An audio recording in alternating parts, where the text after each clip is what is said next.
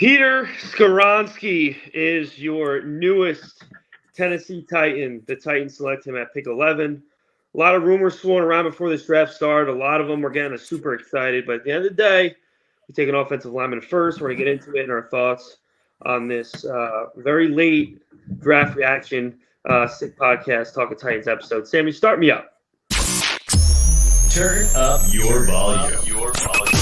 Because you're about to listen to The Sick Podcast. Talking Titans. Ladies and gentlemen, 94 yards. Touchdown, Titans.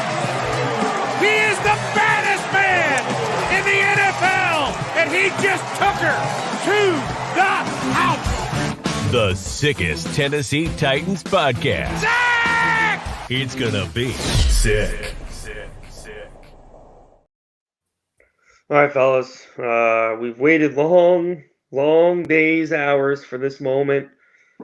Had a lot of high expectations for what the Titans were going to do in this first round. A lot of it stemmed at the quarterback position, but we decide not to take one, probably because of the fact that Houston shook things up, taking Stroud too. But regardless, don't get a quarterback here. Take a tackle, which seems already he's probably going to play guard according to Vrabel, but take a tackle from Northwestern, Peter Skoronski at 11. Initial thoughts, Vin, start us off. I mean, if you look at the thing from an outside perspective, it makes complete sense. The whole offseason, starting with free agency, was very conservative. No long-term deals, no huge splashes, a lot of players with a high upside and low risk, high reward. So when you look at it from that perspective, you can totally see why Skoronski was the pick at 11. Probably the surest thing of any offensive lineman in this draft, outside maybe Paris Johnson, depending on who you prefer. But when it comes down to it, I think we all can agree Skoronski is going to be probably a Pro Bowl type player for a very long time. But the funny thing is with this franchise is we're so good. Sorry, I got something in my eye. At picking perennial offensive linemen who end up being Hall of Famers, but at the end of the day, it's all for nothing because we haven't won shit as a franchise. But you could line them up, Matthews, Munchak, Luan, Roos, Ben Jones, just phenomenal offensive linemen we've had over the years, which is all fine and dandy. But at the end of the day, if it doesn't net you a Super Bowl, then what's the point? I think we are all a little disappointed, even though it's hard to be mad at the pick because Skoronski will be a good player for a very long time. I suspect he will wear the two-tone blue for at least a decade. But, 2 hours before the draft, you have rumors speculating that not only are we going to move up to 3 to go get C.J. Stroud, we are going to pair him up. Excuse me. Drank a little too many beers tonight. This podcast is brought to you by Rolling Rock. Oh, my God. Manscaped's not going to be happy about that one. No, it's all right. Listen. What do the people expect when you're getting a podcast 12:05 at night, the night of a draft? I mean, come on, grow up here. Grow up. So I think when you get rumors that we are trading up to go get our franchise guy and we could potentially pair him up with DeAndre Hopkins, then we have just images in our head of CJ Stroud and DeAndre Hopkins and Treylon Burks and Chig and Henry, and all of a sudden it's like, wow, this could really turn into something like very quickly just for Houston to shit on our dreams and take Stroud, which means one thing. Stroud was their guy the whole time. The Will Anderson thing was obviously all smoke and mirrors, even though they pulled a rabbit out of their hat last minute and moved up to 3 to get not only CJ Stroud, but Will Anderson. But apparently they knew all along they were taking Stroud at 2, and they were just, like I said, playing poker, posturing with the rest of the league to make them panic, to make everyone think that they weren't taking quarterback at 2. But good for them. They took their guy. I think CJ Stroud will be great, even though I hope he's fucking awful. But now you have a division that has Trevor Lawrence, CJ Stroud, Anthony Richardson, and then our old boy Ryan Tannehill. So it's hard to get excited when you look at it like that. But the pick in and of itself was a solid pick. He will be a perennial Pro Bowler, hopefully an All-Pro for over a decade with our team. We just have to hope that that's not all it is, and there's some other accolades in the such as a Lombardi trophy that come along with it. Couldn't get the word out, like I said. A lot of beers tonight, but I don't want to rant too long. Let's see how my man Jarett feels with that god-awful goatee he's got going on. It's all good. Listen, everybody wanted the sexy pick, like we talked about earlier on Twitter and on the podcast earlier in this week. We thought we were all getting CJ Stroud or even Jackson Smith and Jigba. I pounded the table for over a month and a half now with multiple guests that I wanted Jackson Smith and Jigba because, like Sal said, we needed a needle mover on offense. And the needle mover that we got at 11 is Peter Skoronski. Some of the good things that we have for him is he was an unanimous All-American, Big Ten Offensive Lineman of the Year, and he made 33 starts because I'm the stat guy on the podcast. I like doing the stats. He made 33 starts in his career at Northwestern at left tackle. He was the only offensive tackle in college football with 830 plus snaps with 6 or few pressures. So I mean, we got a baller, a technician, in my opinion. So I give this an A+. A lot of these guys like Daniel Jeremiah and Mel Kiper had him as one of the best offensive linemen in the draft. So to get him at 11 is great. Some of the things I wrote down for his positives were he explodes out of his stance, great footwork, transitions into the anchor very quickly. And he's under control and he's very versatile. Like you said, who knows if he's gonna beat out what is his name? Dillard that we signed. Dillard, yeah. Offensive tackle, or if he's going to play offensive guard, who knows? But we know we have an anchor now on the offensive line to help protect Ryan Tannehill. Now that we know he's probably going to be the quarterback for this upcoming season, I know everybody hates to see it, but listen, I texted you guys earlier on in the draft. I said, hopefully this old guy and Ryan Tannehill can stunt on these young hoes, win a division. I understand we want the quarterback next year, but maybe we move up next year for the quarterback. I don't know, but we'll see what happens. RT's about to stunt on these hoes, though. How are we beating the Jaguars as it stands right now? Right now, no. I understand come that. On. We need magic. We need magic Come work on. with the receivers on this team right now. Are we forgetting that Trevor Lawrence is about to get Calvin Ridley as well? We're forgetting that. We're forgetting that they're probably going to give Ingram an extension who's going to only get better the longer he stays there. They already have a great running back, great defense, great coach. And what do we got? We got Ryan Tannehill and a fucking tackle at the 11th pick in the draft. I know it's a need. I'm not saying that. I know. But like I've said time and time again, over and over again, this team needed a needle mover at 11. And when you have a team that has no receivers besides one guy who we don't even know if he's going to be durable and sustain his level of talent throughout an entire season. We have no quarterback for the future, and then we take a tackle. I mean, you look at all these teams that have gotten better with these weapons that have gone in the first round. Weapons. Well, yeah, the rich definitely got richer. I'm telling you right now, because when you look across the board, every team. Like I was texting in the chat before, every team has gotten better, and they all have 3+ receivers on their team. We have none. I said it before to AC before we started this, the live chat tonight. We have no one on receivers, and I don't even trust Treylon Burks. Like you even said, there is nobody on this team. So like we have to hit either Mingo, Michael Mayer. He's sliding now into the second round. Who knows if we get him at pick 41? But that's a tight end. He's not a needle mover. You need Mingo or Wyatt to stretch the field. They keep talking about speed and athleticism on offense. Jackson Smith would have been the pick, but I don't know, man. I'm gonna say it now, and I'm gonna get so much heat for this. Don't even do it. Don't even do it. Don't. No, I'm gonna say it. If Levis is there at 41, oh no. If Levis is there at 41, then you get him. The value is off the charts. Okay, I know he slid. Listen, not every quarterback that slides means he's definitely going to be bad. That doesn't always mean that that's the case. Okay, you're getting insane value for a guy who, again, Mel Kiper had as the best quarterback in this draft. Okay, that needs to be brought up. Not like he's always right. Not like he's always right, but for the record, he said that. then I mean, listen, you're taking a shot in the dark on essentially any wide receiver you take in the second round anyway. So why don't you take a wide receiver at 3, whatever's the best available, and you go get a guy who has a lot of potential. I'm sorry. I mean, what else are you doing here? If Trey Flowers are still Vin, up there, let me go before you go. Listen, before Vin goes, because I know he's me and him had a huge podcast with John Vogel about the Will Levis whole deal. Instead of Will Levis at 41, you want to go with the best wide receiver in college football, technically, who won the award was Jalen Hyatt. Go after him with the speed and versatility. Vin, take it over with the Will Levis now.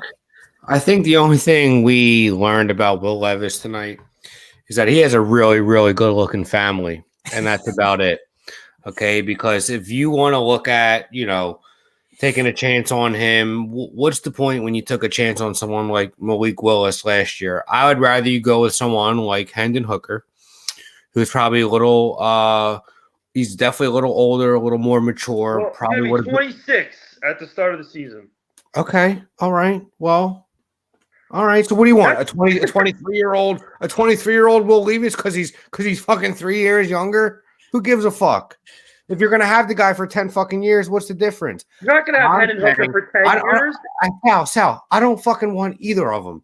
I'd rather have Hendon Hooker, who was going to be a top 5 pick if he didn't tear his knee up, than some fucking goofball who eats fucking bananas with the peels on him and puts mayo in his fucking coffee and all of a sudden overnight throws 80 yards on his knees and hits the fucking crossbar. Congratulations. Let's see what you could do with pads on against NFL talent. I'm not buying it. I'm not in on this kid. I don't want him within 1,000 feet of our fucking building, to be honest with you. I think personally, we are not taking quarterback, whether it's Hooker, whether it's Levis. I think at 41, if Mayer's there, we take him. Because what has this offseason taught you about this new front office, at least with their approach right now? Excuse me. It's conservative. We want sure things. We want low risk, high reward. That's what we went after in free agency. And we went after the first round. And it's what we did tonight. If we want to continue that trend, which there's nothing to show that we would buck that trend considering what we've done the last 4 months, we will go with more of a sure thing with someone like Michael Mayer, who is going to be your tight end for the next 6, 7, 8 years. We have a tight end, though. We have a tight end. Sal, you can have 2 tight ends. There's nothing wrong with that. Chick can't do everything. There's nothing wrong with taking someone like Mayer with the 41st pick if he's there. Because guess what? Let's just say you take Levis and then what? Or you take Hooker and then what? Then you have 3 quarterbacks on the roster, none of which who you think could maybe be that guy going forward. Because if someone thought Levis was going to be Josh Allen, there's no way he's falling out of the fucking first round. Josh Allen looked a little shaky his first few years in the league. And he still went 7. What? And he still went 7. Exactly. But the Bills got it right, and there was something about him. To me, if Levis is that guy, someone would have took a chance on him. It could have been fucking Seattle with the 20th. Minnesota. Yeah, Minnesota or Seattle with the 20th pick to have him learn and wait in the wings. But I think that could he be good? Sure. We don't know. But at the end of the day, I don't think there's anything about him to give you confidence besides the fact he hit the crossbar on his knees from 65 yards, which, cool, looks good. We'll get you a lot of views and a lot of likes.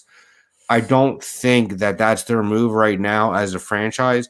There's nothing that they've done to make you think that that's what they're going to do. I think if they go quarterback, I think Hooker's more the deal because you get him a year under Tannehill to get healthy. Then you throw him into the mix the following year. And hopefully in the 3rd round, if Hooker's your 2nd round pick, then you get someone like Mingo in the 3rd round. But I just don't see that happening. I think they go with more of a sure thing, maybe a Hyatt in the 2nd round. Maybe you guys know I've been pounding the table on Michael Mayer. I think if he's there at 41, it's a fucking no-brainer. That's how I feel about it. We know you feel different. So elaborate on why you want Will Levis to be our guy at 41 if he's there. Which he will be. He absolutely will be. We need a quarterback. That's what it. Listen, if it's Hooker, that's fine. I just don't love the fact that he's going to hit 30 before his contract's up, his first contract. I mean, that's just mind-boggling. Yeah, to but me. quarterbacks can play well until their late 30s. So if you can get him for 10 fucking years and he's going to be a real player, then I have no issue with Then that. he's going to have to be a Hall of Famer to play till he's 36 years old. Okay, I think he has as much chance of being a fucking Hall of Famer as your boy Will Levis, Okay. taking him at 24 years old. If you think so, then why wouldn't you want the guy that's? It doesn't matter. Either of them, I'd be fine with. But if you're going to go tight end in the second round and keep Tannehill, I think that's an epic disaster, and I do. Michael Mayer could be excellent, but you have Chig, who's already underutilized to begin with. We got to get him more involved in the first place. Yeah. And then no receivers at all. I mean, your Nick Westbrook is your bona fide number 2. He's not even on the team yet. Yes, And he's not even on the team yet. You got to Isn't he? Isn't he? Isn't he restricted? They might have to overpay for him now. Yeah. So it's just listen. The bottom line is it's unfortunate that Houston really fucked this up because I think if they didn't take him, we were going to sell the farm to get up to 3 and take him. And now I just have. I mean, really, to me, as it stands now, it's just really doom and gloom. I mean, if Flowers was going to still be there at 41, I'd have a little bit of hope because his ceiling's incredibly high. But now, the best receiver left outside of Hyatt is the kid from Ole Miss who wasn't projected to really be a top, or at least a first round pick. And now you gotta settle for maybe a tight end. It's just, in my opinion, only because of the fact that, yeah, he slipped. Don't get me wrong, Levis slipped. But the bottom line is he was a top 5 guy. A lot of people had him higher than Richardson. Okay, and you have an opportunity to get him at 41 when there were rumblings that he could possibly be going to the Texans or maybe the Colts. I think the value's there. I don't foresee him being like an absolute disaster. I think he could possibly be good, and it would make me feel a little bit better that we shored up our offensive line and got a top prospect quarterback without giving a single thing up. I mean, I think, we've made enough mistakes in drafts before. I don't foresee why it'd be so crazy to take a swing on a kid with a lot of upside. Listen, I could give a shit about him eating banana. I mean, I joke about it, but who gives? He could put dog shit in his coffee for all I care. Okay, if he's the guy, if he's a competent NFL quarterback, I'm all for it. And I'll tell you another thing too. And I know this means nothing, but we're having a pod, we're talking. He looks absolutely livid that he hasn't been picked yet. He looks rattled. He looks rattled. No, it didn't look rattled to me. It looked like he looks rattled. He looks like that. When I saw a picture of him and Hooker side by side, it was 2 different vibes. Yeah, from both of them. What was Hooker? Hooker was chilling. Looked like Hooker was going to tell you God's going to handle it for me. I got God. Looked like Will Levis was looking about which sister or girlfriend he was going to take the fucking picture with because he was frazzled that he didn't have anything else to look forward to. We need needs besides the quarterback because they obviously are committed to Ryan Tannehill. So going into the second round, they're talking about not off the board yet. Who? Trey Lance. Yeah, I mean, I would pull the trigger for Trey Lance, no doubt about that. Overall, all the other quarterbacks, I would do that. What's wrong with that, Vin? What are you doing? I would do that. But if we're not doing anything quarterback move-wise and we're going to 41, there's a need on this team, like we've been saying, and it's wide receiver. The wide receivers, ones went already. That wave has gone and passed. So now in the beginning of the what do we have? 41, the 41st pick.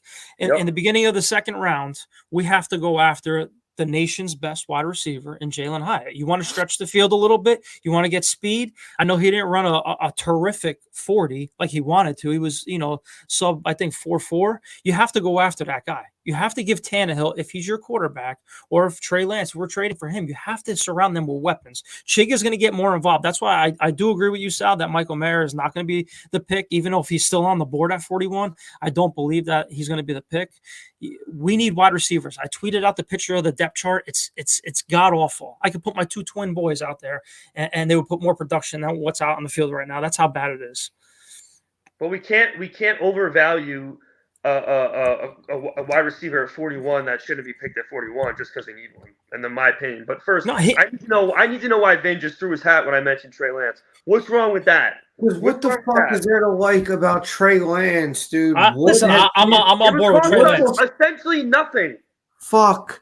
You're just grasping at fucking straws here, Sal, because you want a quarterback so you can go to sleep thinking he's going to be our next fucking guy. And it ain't just going to happen on a whim with some fucking guy who hasn't played a full season since 2019 against D1 AA talent, who has now snapped his ankle in half his second year in the league. So not only do you have the unknown of him not playing against anybody for the last 4 fucking years, now you don't know how he's going to recover from this gruesome injury. So, okay, but you know what is known is that we're about to stick with Ryan Tannehill and go abso-fucking-lutely nowhere.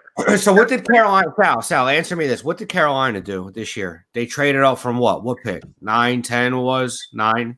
9 to 1? 9. Okay, so maybe they think, let's just for argument's sake to play devil's advocate, that we go 7-10 this year and we're competitive. Jacksonville wins the division, whatever the fuck. And we're picking at 9, 10. Why can't we do this year? Why can't we do next year what Carolina did this year and move up 2-1 and go get our fucking guy? Then all of a sudden you have your Caleb Williams, your Cade Mays linked up with Chig, linked up with Burke, linked up to whatever offensive weapon you're going to draft probably in the second round with maybe Henry on another deal. Why not that? Why is that out of a possibility? What happens if a team at number 1 next year needs a quarterback? Then you're fucked. Okay, well, how many quarterbacks here are bona fide? So there could be 3 or 4. Okay, but there's at least 2, right? Caleb Williams and this kid Mays. Yeah. So if you feel as though you can compete this year enough to be competitive, enough to keep fans' asses in the seats, but you know deep down that there's to quote Tony Soprano, Christopher, let's look at the big fucking picture, okay? Maybe the big fucking picture is to be picking within the top 9, 10, 11 next year. Sell whatever you have to fucking get to make sure you get one of those top 3 guys next year. Maybe we're not putting all of our chips in the middle our first year with this GM. Maybe he presented an idea to Amy Adams and Vrabel that made the most sense, that I'm going to go conservative. I have a greater plan, but right now we're not going to go all in on year 1. Okay. No, go ahead. Getting Trey Lance wouldn't. I mean, it would be, I think, basically without any risk. Essentially, you're not giving up much to get him. I'm just saying, like, sticking with Tannehill, you're waving the white flag. You're just throwing a year away. Somewhat. I mean, yes and no, but they're going to be competitive. He is the veteran out of the whole South with the young guys. So I think we do have a shot at winning the division. I understand where you want the franchise quarterback. I do. Vin does it. We all want it. We all want one. Of course. But that's why I tend to agree that the Trey Lance sweepstake is not over. Rand I know you.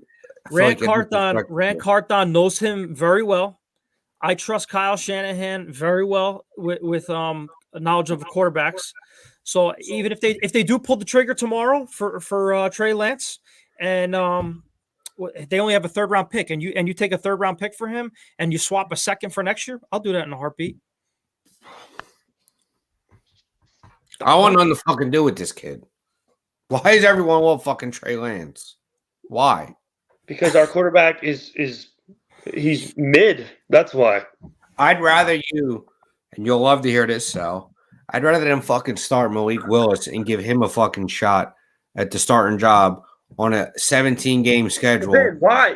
Trey Lance threw for 600 yards in 2 games. Yeah. So what? And Malik Willis would have beat the Chiefs on the road if Chris Conley doesn't drop that fucking pass. So ifs and buts, man. If my aunt had balls, she'd be my uncle. But Vin, I mean, you can't knock anyone for wanting to attempt something when there's no guarantees you're going to get a top. Yeah, and I just told you I'd rather attempt to fucking give Malik Willis a shot because I think he's just as willing, just as deserving of a shot as Trey Lance is right now. Because Trey Lance threw for 600 yards in a couple games against God knows fucking who, in what circumstance late in the season, we don't know. He could have thrown up fucking 600 yards against some fucking second stringers in week 16 for all we know. Malik Willis also could have beat the Chiefs if Chris Conley didn't drop that fucking pass, or if they don't call holding on whoever the fuck against Kelsey in the end zone at the end of the game. We would have won that game. And then we would have been saying, well, he beat the Chiefs on the road. Let's give him a shot. So if you're going to trade for Trey Lance and think that you're going to maybe be okay, why not just give Malik Willis a fucking chance then and save our fucking pick as opposed to trade for Trey Lance? Trey Lance has been in the league this will be his third year in the league. He's had starting experience. He's had success starting experience. And it's going to cost what is success? 600 yards in a couple games? What's success? That's pretty good. Success in this league is when you put together a winning season and take your team to the playoffs. Success isn't thrown for 600 fucking yards against. So your game plan is stick with Ryan Tannehill, get a tight end in the second round, and do you want to try to win next year? I think their goal is to put the most competitive team on the field without overextending themselves. And I don't think they're willing to go balls deep. I know you like that figure of speech. I know you used it before.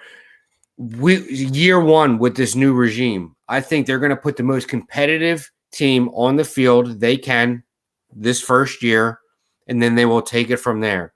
There's a reason why they didn't go all in on free agency and go get a huge name. There's a reason why they didn't give anyone more than a 3-year deal. There's a reason why they didn't go sign anyone that made us go, wow. We signed a bunch of players that are low risk, high reward. We drafted a player that's low risk, high reward. And I think, and it's not saying it's what I want to do. Of course, Sal, I would have loved for them to get fucking CJ Stroud and trade for DeAndre Hopkins. I would have loved that. But if you take a look and take a step back at what this team is doing right now, I think there's a greater picture at hand. And I don't think it's going to be what we want it to look like this first year. I think it is going to be, let's compete with what we have.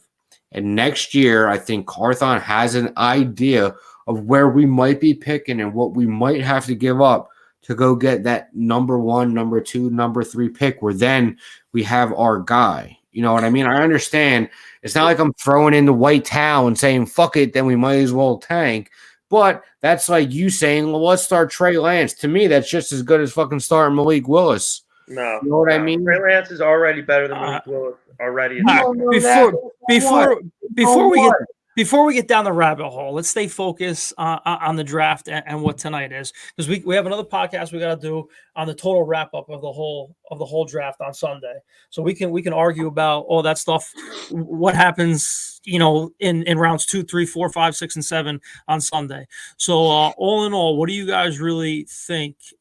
How the whole first round went, grade wise, whether there was some reaches in the first round. How do you grade us?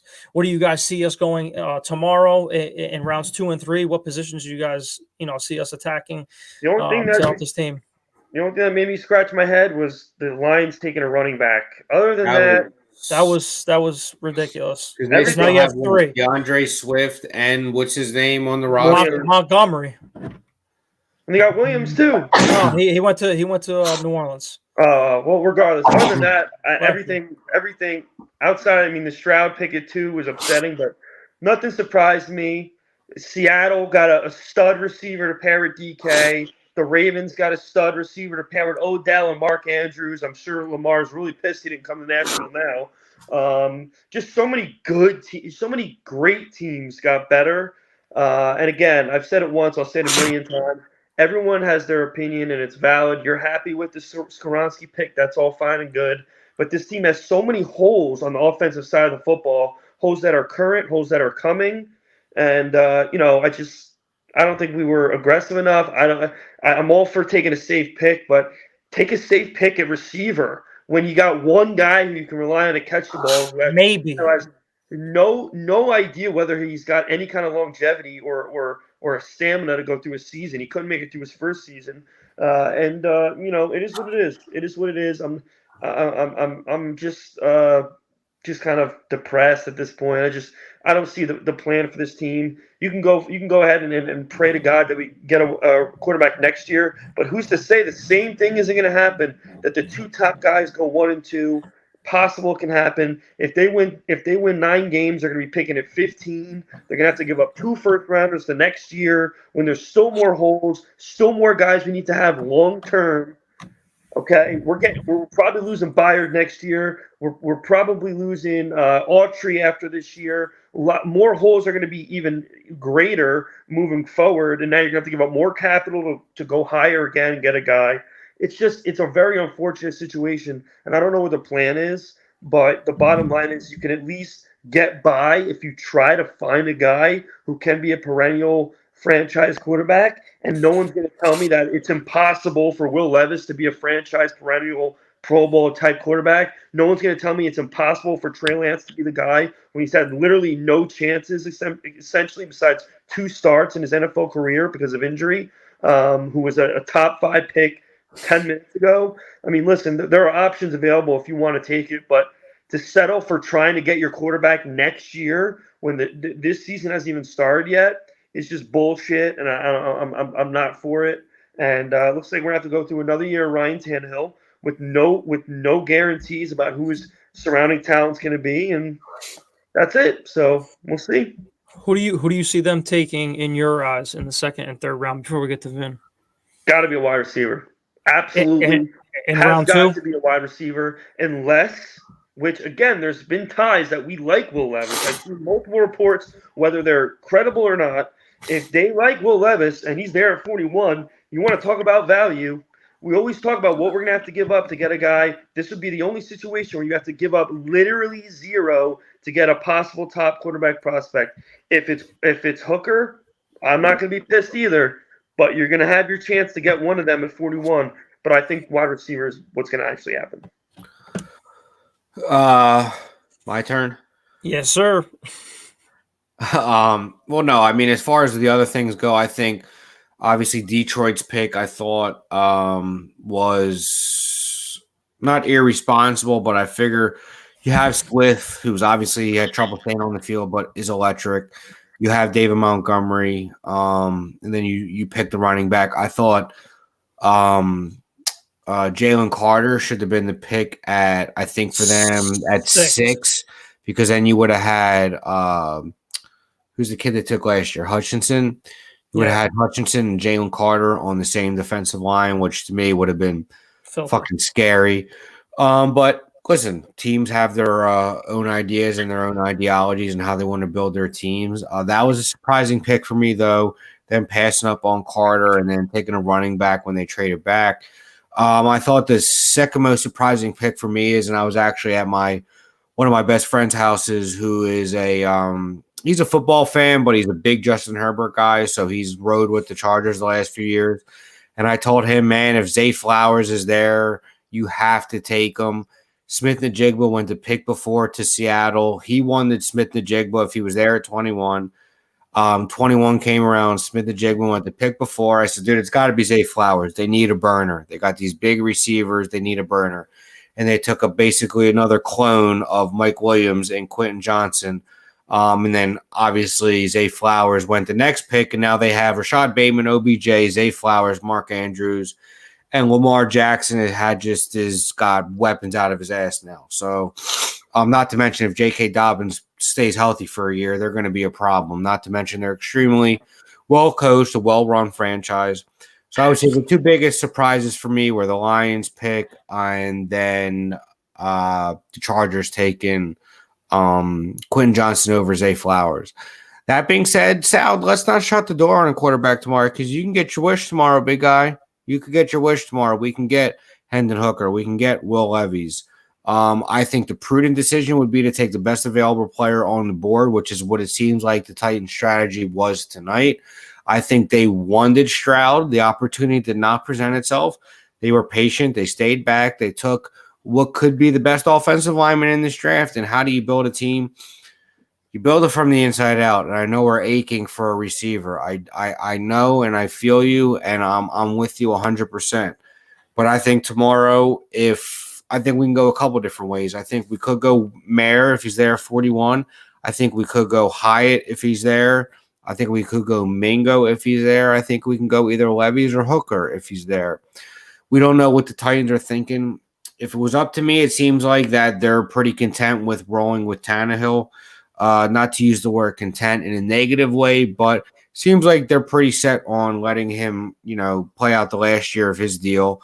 And I think we're going to take another sure thing when it comes to life after Tannehill and the next generation of Titans, which is going to be Burks, which is going to be Chig, which is going to be Skoronski, which hopefully for me is Michael Mayer tomorrow. I've been pounding the table for this guy for a long time. I know he's not a needle mover. He's a tight end. But if he can be your guy for tight ends are needle movers. If you're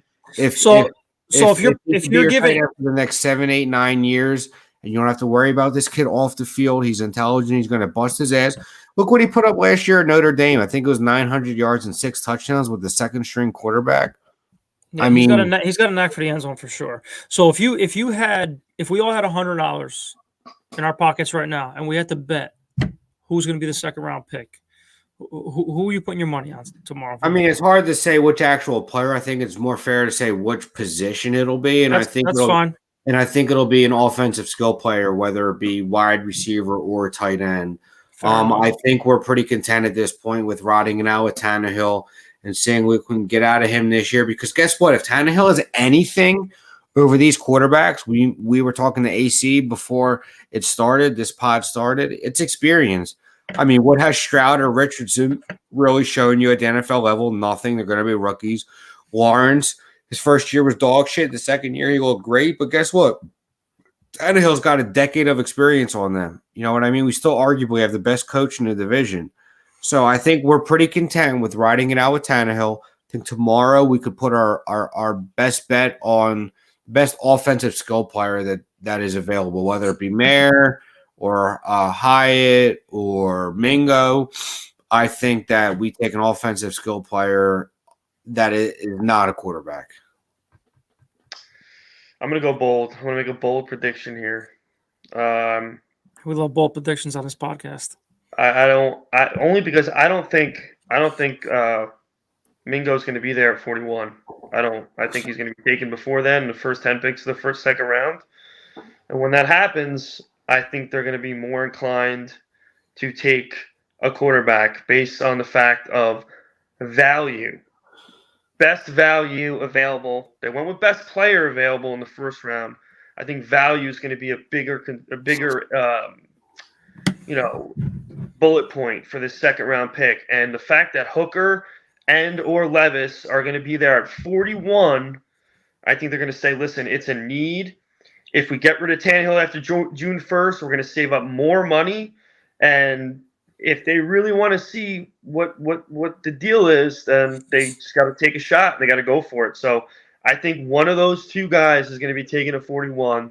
Each minute that passes, I think about it more and more, and we'll have to see. But I don't see really any value at the 41st pick of what's available. I mean, I know this Meyer kid's really good, but I'll be honest, I'd rather take another offensive lineman than take a tight end. Mayer. Going to be our tight end for the next 8 years. Get it right, Mayer. I'd rather take a guard at 41 and just absolutely have the best offensive line in the National Football League than take a tight end when it's really not a need, because we got a pass catching tight end. We can find blocking tight ends in our sleep. I don't think it's a need when you need a guy on the outside that we don't have, or at least the second guy on the outside. So that'd be what I think. So I agree with kind of both of you here. So if I had my $100 in my pocket and I was a betting man, I'm splitting that and I'm going 50-50 because we do need offensive skill players. That's why I'm going Jalen Hyatt and I'm going Hendon Hooker. Either one of those at 41 will be the pick for me. So we'll see how the volunteer falls. Huh? A volunteer. One of them. One of the volunteers for me at 41 tomorrow. So we'll see. All right. Just like that, we did 40 minutes. It feels like it's been 10, but I say that every single week. Listen, if we take Hooker or Levis, time flies. Time flies when you're having fun, and when you're drinking Rolling Rocks. I can tell you that much. Listen, if we take Hooker or Levis, we're gonna have to come on here for about 10 minutes and talk about it tomorrow. So we'll let that play out. Otherwise, we'll definitely be back on to do a full draft recap, go over every single pick. And try to figure out a way to have some optimism for 2023, because right now getting a left or a guard or a tackle that's probably going to pay guard. That's just really not getting me excited when we have no future at our quarterback or receivers besides one guy. So you got a Luan jersey. Take it to your local wherever sports store and have them strip off the Luan. Luan's an OG Titan, bro. I'm keeping that, man. I got a lot of love for him. So fair enough. Yeah, and it wasn't his choice to leave. He was kicked out, so you can't use that against him. But so yeah, we'll figure it all out. Make sure you like, subscribe. I don't bring this up too. Definitely turn that bell on so you're always notified when we're coming on. People who did probably were able to watch in tonight. So make sure you check us out. We'll have excellent content on here, on Twitter, and all the other platforms. So anything else you guys want to add before we attempt to go to sleep tonight? Yeah, I don't think Vin's gonna have any trouble though. Anything but Trey Lance tomorrow, and I'm on board. Wow. Please need a wide receiver. Let's get this wide receiver train going. Absolutely. I'm going to do you guys all a favor and leave my shirt on tonight. But Thank you. Sure everyone have a great night, great day, great week, and we'll catch you on the flip. As always, tighten up, and Sammy, send me out. And that's a wrap. Hope you don't miss us too much until next time. Follow the Sick Podcast Talking Titans on YouTube, Instagram, Facebook, Google Play, and Apple Podcasts.